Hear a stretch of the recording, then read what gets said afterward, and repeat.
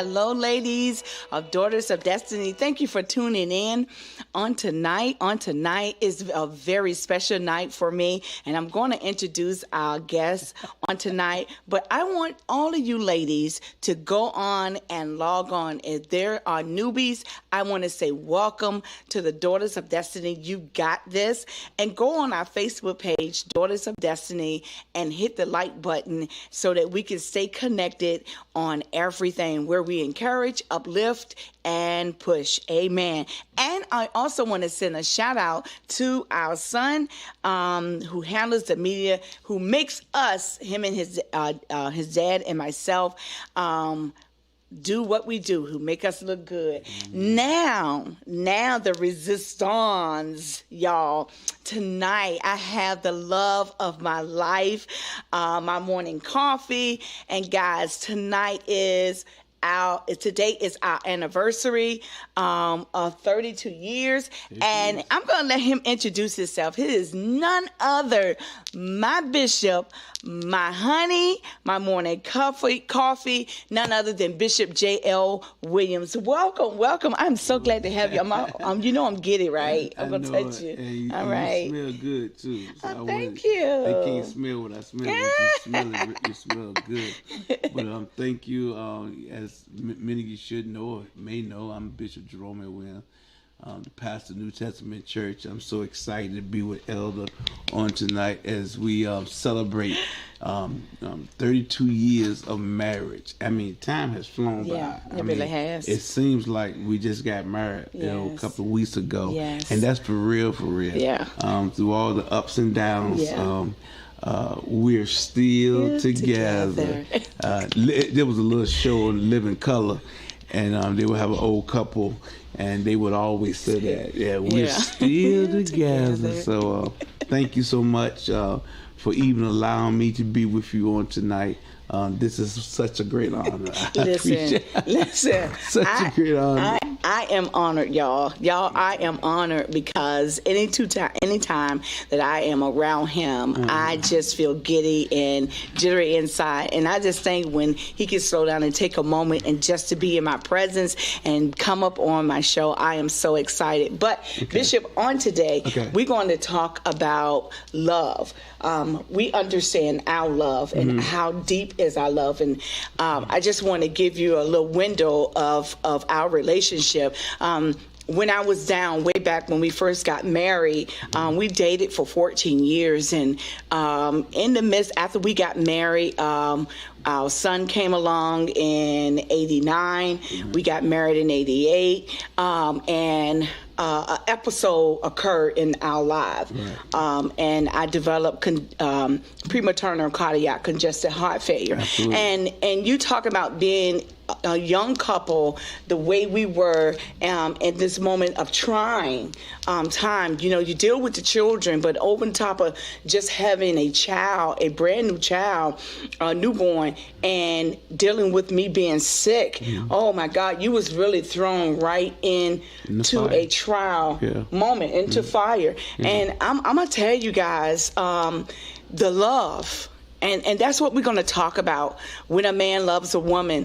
But I can say he loved me to health. He loved me. This young 24-year-old man, we was looking so forward to starting our beginning. And I get emotional because he loved me through sickness and through health. That was a time, Bishop, when you really had to take your vows and put it forward before you. And really, you didn't just walk in and you had to jump off the ship a couple of, a year later. And I want you to encourage, and we're going to get into this, but I want you to say something to those men who may have had the situation that you did. We didn't just start off at ease. We started off with a sickness. Right. Well, Elder, when we first got married, Gerard, shortly afterwards, he came along, and we had no idea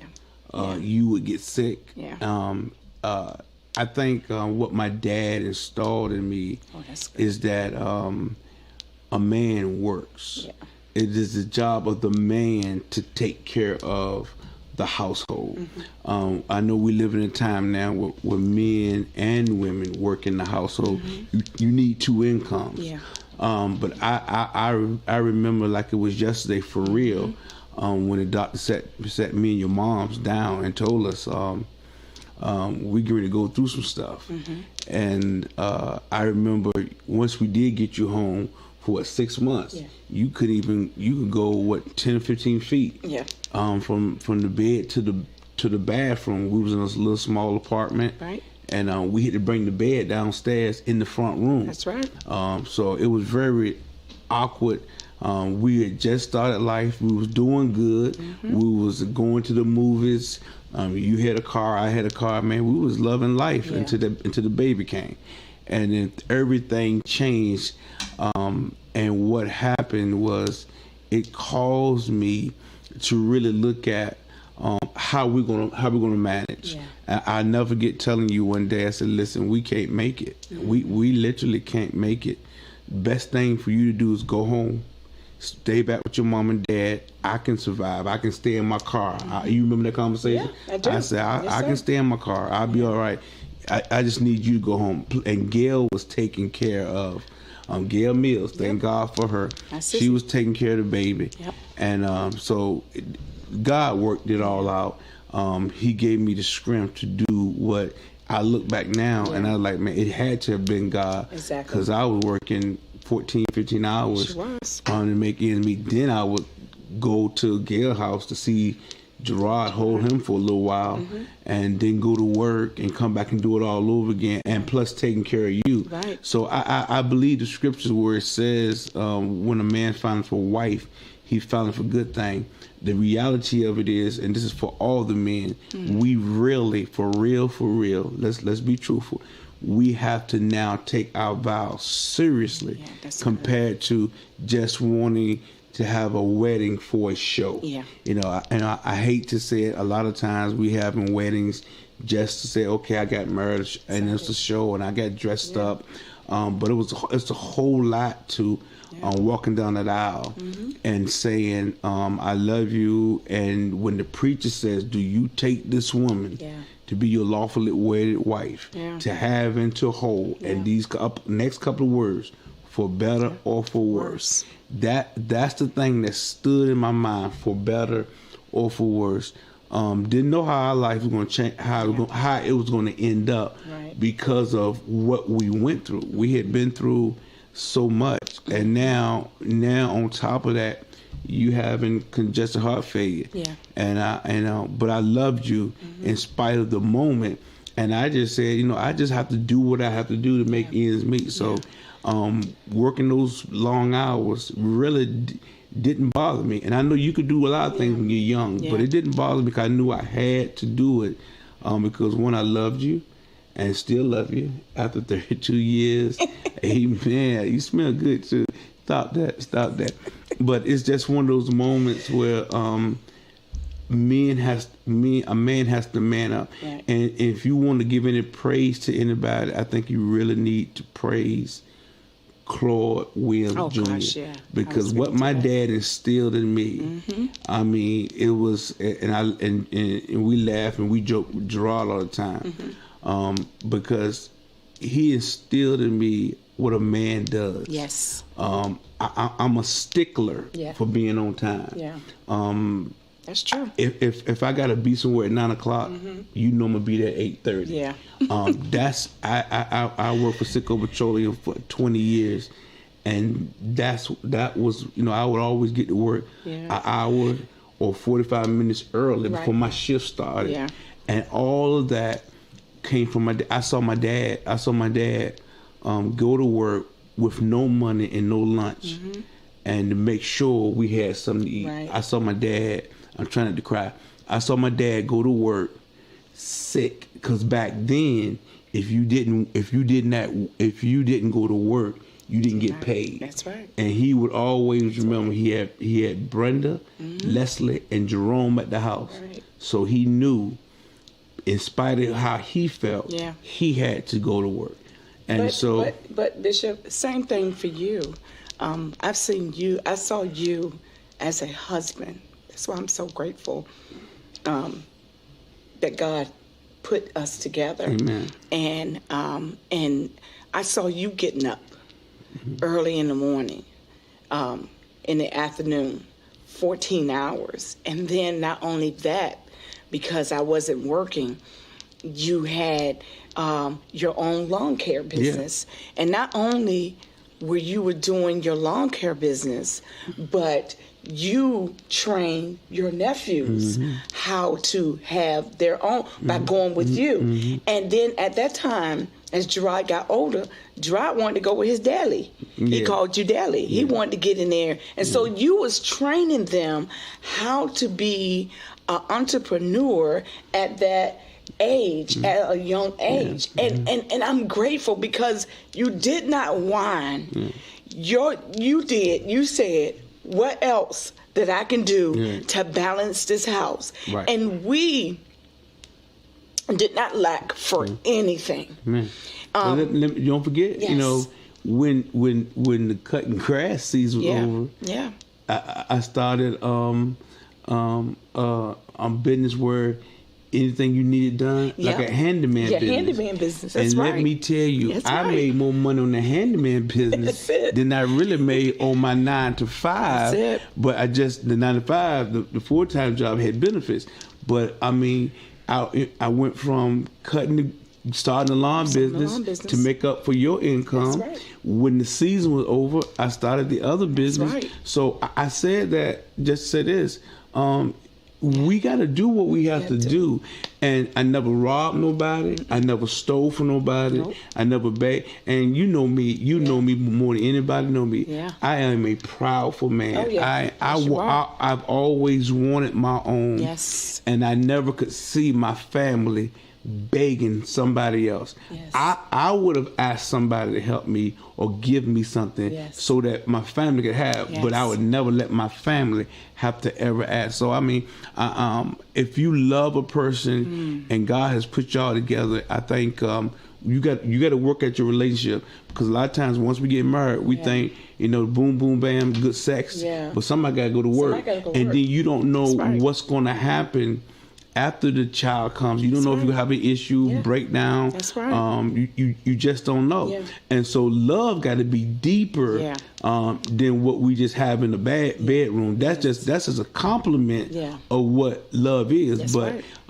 and I pray, Elder, and thank you for this opportunity to let me share.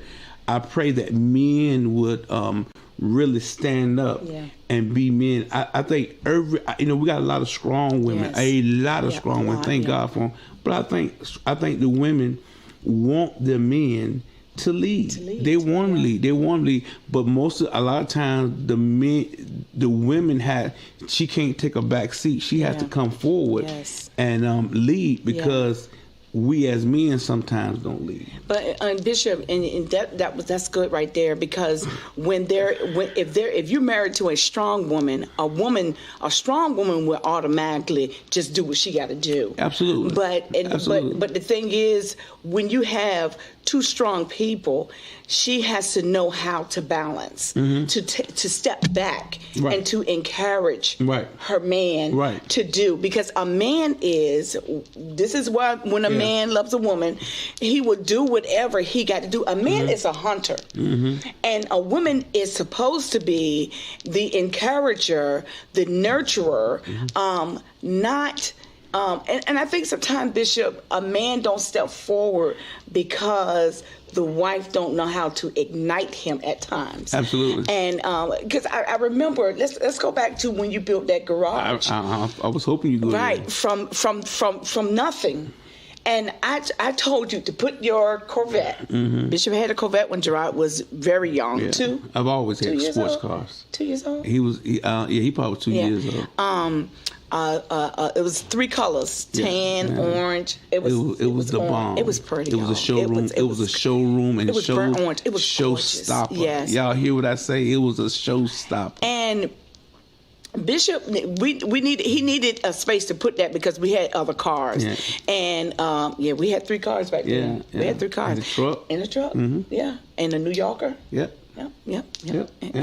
Hey. And I didn't want my Corvette to be in the rain. Okay, is it vain now? Yeah, it is. But I didn't want that Corvette to be in the rain. So go ahead. But the thing is that Bishop needed a garage, and we're young. Yeah. And I told Bishop, I said, you can build it. You did. And so therefore, that's what I did. I ignited you. Me. And I told him, I know he could do it. Yeah. I know you can do that. But let's go back even further. Yes. We was in an apartment. Yeah. Oh, yeah. And the neighbor beside us, yes. we had no idea their place, she was a hoarder. Yeah. The place was stinky, funky, and water was coming through the walls on our side. And I remember that. I remember saying to myself, I have to get my family out of this. Yeah. And when we found that little house on Beachdale Road that needed so much work. Yeah, let me tell you.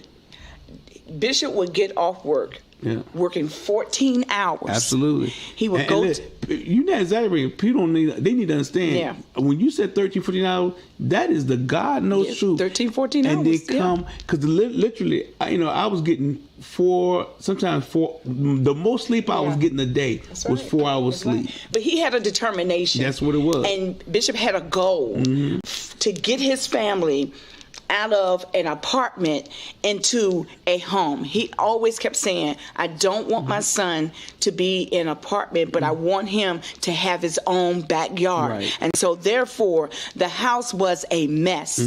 Bishop built the floorboards back up. He the bathroom, the carpets in the house. Yeah. He put the linoleum on the floors. He painted. And when he brought his family in that house, I would go over there and see him and bring Gerard, and just to encourage him and let him know that he needed a support system while he was working, and bring him food, because he would get off work and go straight there. Absolutely. And so I got in my car and met him over there where he was, because he needed that support. And just to see him doing the work, not just talking the talk, but he did the work. He did the work as a man supposed to do. He didn't have to ask me. He didn't even need my encouragement. He had a goal in his mind. I'm going to get my family from A and put them into B so that my son can have a yard of his own to play in his own yard for safety. Amen. Because you was going to work really early in the morning. Yeah, I was 2:30 in the morning. Yeah. 2:30 in the morning. Yeah, and then not only that, we had a brick mailbox. A mailbox. I built, right? Yeah. And our yard had sprinkler system. I put a sprinkler system in there. He put a sprinkler system in there, and I'm telling you guys. It got to the point we was the only house in the neighborhood that looked like we was in Crystal Lake. Yeah, because our yard was green. It got to be green. It was beautiful. But it was lush. I think God honored us because we took nothing and made it and fixed it up, and then took care of what we had. That's right. Until God opened up another door to move us into our first house that we built from the ground up. That's right. Now we 3 levels from that now, but just to go back, see, people always look at where you are now. They have no clue where you came from. That's right. And so and the scuffling. And the the balancing. Oh God. Yeah. And back then lights get cutting off. Oh yeah. And I'm telling you, he was a one-man show in our house. But you remember when they came, we was in the apartment and we just had joy, they came repossess our refrigerator. Yeah. That thing messed me up. And that thing made me so mad because I'm like, man, this man came and took something from me. That bothered me. And that's why I'm at a point now where I like to pay all my stuff off, because I don't want nobody ever take anything else from me. But Bishop, what I love about you as a father and as a husband, even now, our gathering becomes a conversation, and then the conversation becomes a lesson, and that's nothing to that's to me, that's season. Not only that, you're teaching your son and telling them and his wife lessons of how to better themselves, but you're also still teaching me. Listen, Bishop loves to save. When you have ever had a hard time and ever had a hard moment that you had nothing, even now we still save our quarters, dimes, nickels, and dollars. Yeah. And during Christmas time, what we do, we buy gifts through that. Yeah. Okay. Well, one thing, Elder, if you've ever won, for 6 months I was homeless. That's right. Folks didn't even know. I lived out of my car. I would drive to Frank's truck stop. You remember Miss Ann? She ended up joining our church when I started pastoring, and she used to feed me. She would give me breakfast after I took my shower, and then I would go to work. Yeah. I mean, when you've been down that road where you didn't have stuff, and when I said at rock bottom, then when you ever start making tractions, you spend $1, but you save $1, and that dollar you save is always on your mind. That you remember when you didn't have. Don't ever get to a point where you stinking broke, busted, and disgusted. Now I know we all we're in a season right now with this coronavirus, and folks are struggling, and but I've always had that mindset because I've always felt like in my family I was the go-to person. Yeah. And I have a Joseph. I preached about it a couple of weeks ago. I really looked at myself. I have a Joseph spirit. Yeah.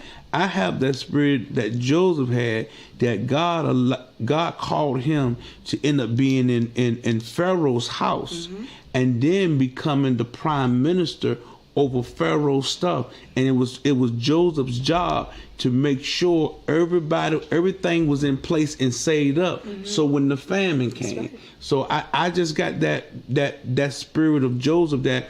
It can become crazy if you look at it, that I can't spend everything I have. I gotta put up because I don't know, because I guess I got too much pride, and that's sad because I don't want to ask folks for nothing. And people can always ask me, and I will always give. But I've been to points where I did ask, and then they didn't have or said no. And those are the days back in the day that bother me. So I want to make sure I'm in a place that I don't never have to ask anyone else again, even though I know we all need each other. And but Bishop, you not only that, you have a teachable spirit. Not only have you taught our son, but you have taught your nephews. You have taught, and even now, I see I'm going to call his name out because I love him so dear. Carlton. Carlton has that same spirit that has been installed in him from when you used to take him to cut grass when he was a little boy. You have taught them, and even now, as a uncle, you still teaching. As a father, you still teaching. As a husband, you still teaching. It didn't just begin in the pulpit. It was way back when. He always have taught us. He has even broke his son's figures and his bills and show him how to pay his bills and show him what to do in saving. He has a teaching spirit. Why? Because if you teach someone, you can give somebody. If you teach someone how to fish, they will fish for the rest of their life. If you give them a fish, you just fed them one day. Just fed them. Yeah. And so he has always had a teacher. And yes, I credit it to your father. From your, if anybody know Mr. Claude Williams and his mother, Ruth Williams, you will know they were hard-working people, and they had a work ethic. Mr. Williams had a work ethic, and even now today, and he took care of his family what he had. And Mother Ruth, she took that money and balanced that house. She took $100 and feed us for a week. Mama could do it. And when you said something about Carl, Carlton got his own. He works for a company, but he got his own detail business. Yep. And you're looking at Chantel. Yep. Chantel works for a company, but he has his own lawn business. So both of them has become semi-entrepreneurs. And Gerard has his own media stuff, and help other churches get their stuff back up to date and everything. And so you have installed entrepreneurship even in me. And honey, and I must say, that's why I honor you. Amen. That's why it is. I thank God for you in our lives. You are the monarch of this family, and therefore your wisdom that you give. Sometimes people are like, "Oh, you just act so." Your wisdom is so old. Listen, and then you were around Bishop too, the late Bishop Bowens. Good gracious. And oh my God, if we just, I mean, let me tell you something. When I said I do, and when he took me to be his wife, I never looked back. I never felt sorrowful. Marriage is supposed to be an amazing beginning, journey. Amen. And yes, marriage is not all fa la la la la and la la la. Heck no. Marriage has its ups and its downs. And you have to go through in marriages some trenches. But can you come out of that trench with a lesson, bond even together closer, and not only that, be a support system for each other? What is it? Whatever I like, you encourage me. And I tell people, when you became a pastor, we had a major conversation in how we was going to conduct and raising Gerard. And then you told me, Shajuan, it's not all about ministry. What do you like to do? I'm going to need you to find your journey or your own peace. And I have found my peace in what I do. And if you did not put that encouraging word in me as a man, honey, and I want to call you by your first name, but I would not have been an interior designer. I would have not been don't cry. Reese. I would not be where I am today because you pushed us to greatness. And even you don't always get the roses or get turned back. Thank you. You have a heart of gold. And let me tell you. But you know, time almost over. Yeah, our time is almost over, guys. I everything else I did for our family and the jobs I worked, I really enjoy them. And even as pastoring, I enjoy pastoring now because I've been called to do it. But pastoring is the only job that I never wanted. This is the only job that I never, ever wanted. I didn't want to, because taking care of one person and one family is enough. And that's why I like to share with all the. I think I'm shifting now at 55 to where I got to give some wisdom to the young preachers and pastors that are so anxious to hold a mic and stand in for people and preach and pastor. It's more to it than that. You have to be called to do it. And then once God calls you, you got to love the people. So, but you can't love the church more than you love your family. Thank you, Bishop. I'm glad you said that. If you love the church more than you love the family, then the church becomes your mistress. Oh, yes. It becomes your mistress. There was never a time that Gerard had to do something in school, band, march, or whatever, that the church interfered. That's right. And it was time that they did because they needed me. But I knew he was not going to be 10 years old long. So church became irrelevant for that moment because we had other people we could put in place to do that job until I got back. And so don't be over anxious to do the job as a pastor until God call you. Because if you have a family, it is your job first to love God. Then love your family. Then after you love your family, then church comes. But I have always told in one conversation I was told, you never would want your child to get up when you are sleeping in your grave at the funeral. Absolutely. And saying, oh, I wish I would have knew this person like y'all know him. Right. And we were determined as parents, and I was determined as the wife and the mother that was not going to be his story, our case. And you have took you and that's why and that's good. You giving wisdom. If you're going to be at your best, and if you're going to be at 100, it's not in the crowd. It's in your children. It's not in the people. It's in your children. What do your children say about you? At the end of the day, all these trophies and awards, all these accolades don't mean a hill of bean if your children tell you they don't know who you are. Right. And they know mama, but they don't know who daddy is. And Gerard cannot say that. Right. And that's why I love you so much, because you took the time and spent time with, I'm going to say this boy, but he's a young man. He's a father. You took the time with our child to be a father, a leader, a black man that is strong, that carries the weight, that know how to handle struggles, who have been under struggles and hard times, stressed out, but you balanced, and you show him how to come out this thing, and not only just come out, but trust God.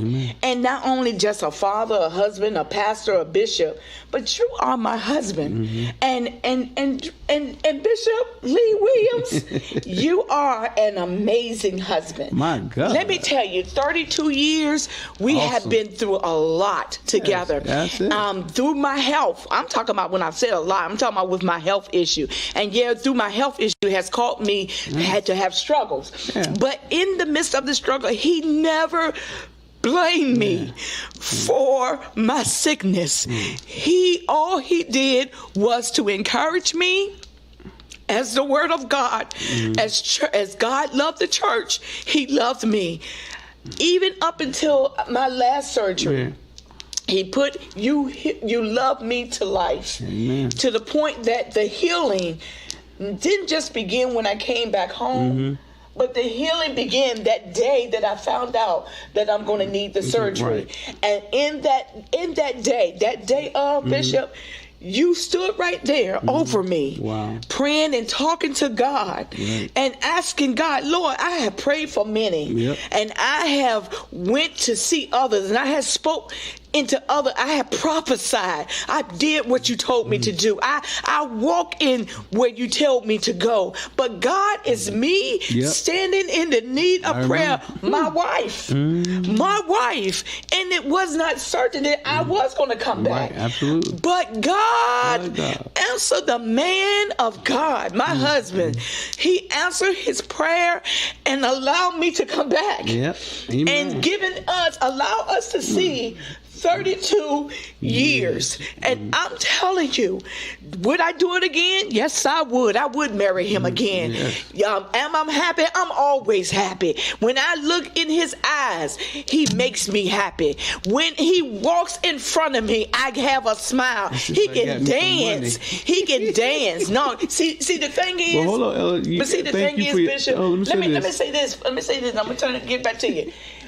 When you do good and love the way the word of God say, you make it easy. That's it. You don't have to. You don't. You're not a taskmaster. You're not a taskmaster as a husband. You make it easy. When you don't have to demand your wife to love you. But when you love as Christ loved the church, it's easy to love you. Wow. And so I thank God for our marriage, our laughter, our friendship, and you still, boy, take my breath away. Wow. You know you do. You take my breath away. And yes, he is the cream of my coffee.